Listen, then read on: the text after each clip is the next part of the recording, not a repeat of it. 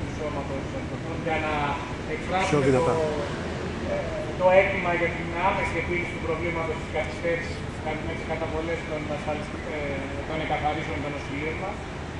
Είναι ένα πρόβλημα το οποίο και από μεριάς του σώματος είναι αντιληπτό. Υπήρξε δέσμευση ότι θα ενταχθεί προσπάθεια για την μείωση του χρόνου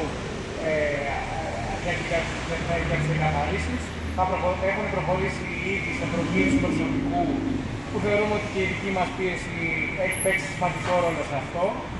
Και έχουμε προγραμματίσει ήδη εκ νέου συνάντηση με το Ταμείο Υγείας στο επόμενο διάστημα και για το ίδιο ζήτημα, για να δούμε πού βρισκόμαστε, αλλά και για το κομμάτι των καλύψεων σε συγκεκριμένες δαπάνες υγείας, όπως έχει να κάνει με την μητρότητα, με τις δαπάνες για τα παιδιά και ούτω καθεξής.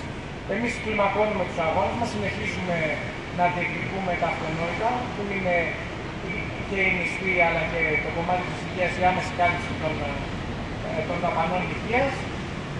Και συνεχίζουμε αγωνιστικά, δεν φτωούμαστε και θεωρούμε ότι έτσι μόνο μπορούμε να επιτύχουμε αυτό για το οποίο παλεύουμε. Καλό αγώνα σας.